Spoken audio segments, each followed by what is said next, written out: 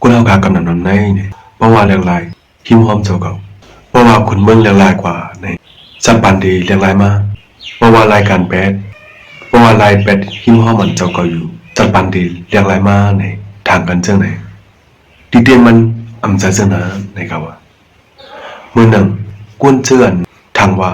เพราะว่าไรกว่าอยู่น้องเมืองเพราะว่าไรกว่าน้องเผียวน้องเมืองจือจัดปันเจ้าเก่าที่เรียงรายในทางเจ้าไหนกวนหมังเจอเผียวกว่าน้องเมืองเสียอันจัดปันเรียงรายมานั้นมีดังนั้นบางเจอสำถามว่ากวนเจือนจัดปันเรียงรายกว่านั้นก็เพราะว่าเขากำลีเลจัดปันเขาเรียงรายกว่าเนี่ยอันกันทางเจ้าไหนในมันนำอยู่กับเลยดอกกำหลายๆค่ะอันลองอย่าสุดในเนี่ยเฮาขาดดีเลยหมอเลือกเส้นตั้งสีเฮ็ดสั่งเฮาขาดดีเลยหมอเลือกเส้นตั้งการงานอันเฮาตีเฮ็ดเลยการงานอันเป็นดังเฮามันเป็นลองอันเฮาขาเลือกเฮามันหมั่นแม่นแต่จัดปันพ่อเฮานั่นเขาเพราะว่าเจ้าเก่ายังไปปานเลี้ยงหลายดูเจอเจ้าเก่าซื้อนี่สันปันเฮาขาก็มันตีอ่ำจังมีวันอย่างไรมาค่ะแต่เดที่เธอจัดปันพ่อเฮาแรงลายกว่าลิลีน่ามันอีกเบิ่งเนอสีลองสีคอนั่นเขาอันเลียมอน่ะเนี่ยลองสีคอในเฮาค่ะอ่ำกุ้มกับหางกวยอ่ำกุ้มทิ้งหางกวยเสียวเฮากว่าปันเปิ้นกุ้มทิ้งเลยปันเปิ้นยิบกับไว้นั่นเขาพอสัตว์ปันเฮาในเฮาค่ะใครกว่าข้าวยาวไหลเจิงหือเฮาค่ะใครมีเศษเขียนเขียงเจิงหือเฮาขาใครมีดาวมวนเสื้อเหล่เจอเข้มสาจังหือเฮาขากุ้มทิ้งเหล็กลองจะลำโดสาวกันปอยก็ดีจังเฮ็ดให้พ่อเฮาลีมาฮาอำลีมาฮาดีจังเฮ็ดให้พ่อเฮาลีมาฮาอำนั้นก็ดีเฮ็ดให้เฮาขาเป็นกวนดูดห้ามตื้อดังแบบตาสิห้านี่ลองตั้งสีขอในดีแทบตัดบันนั้นเขา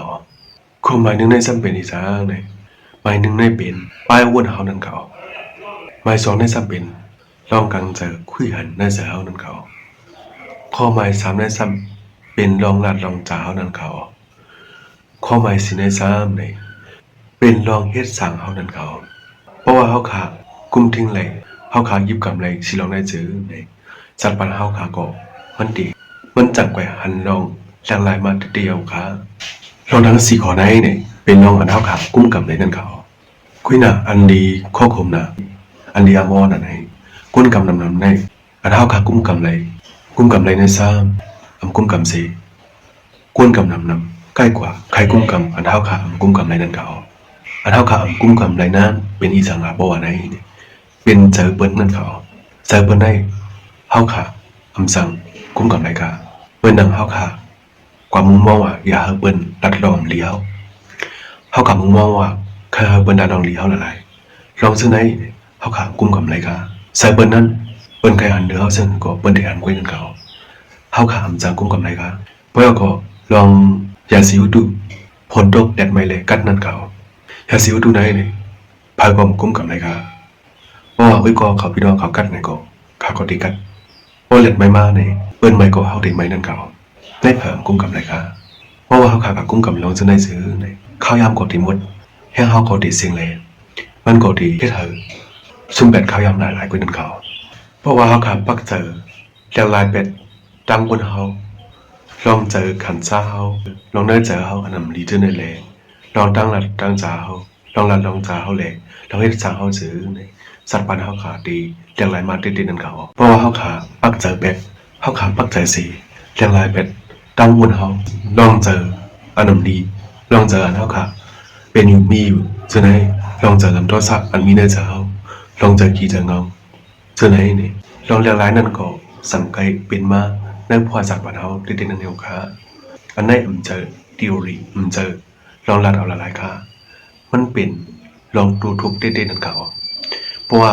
เพอเฮ็ดหลายอันไหนก็มันดีเลยคำเสียสิมอันไหนคำเดียวนั่นเขาเพราะก็เนี่ยเพราะว่าเฮาขาปักเจอลองสีลองจะในจื้อเนี่ย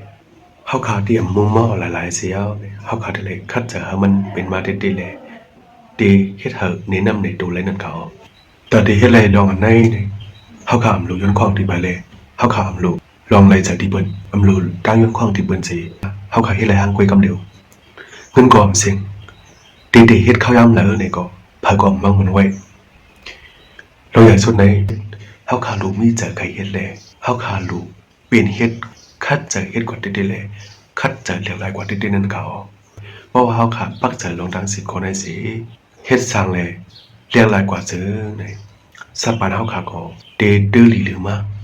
จัดปานเฮาขาก็เดมีลองเรียกหลายมาตีนั่นเขาเอาค่ะวิดีโอในได้มีหนังนึกไว้ค่ะ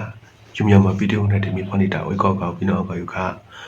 เพราะอะไรเจอไหนก็ช่วยไลค์ช่วยแชร์แบบนิดนึงค่ะยินจมมันไปให้ด้วยตัวสุดเก่าเปิดตัวกันวิดีโอมาแทนค่ะไม่สงค่ะ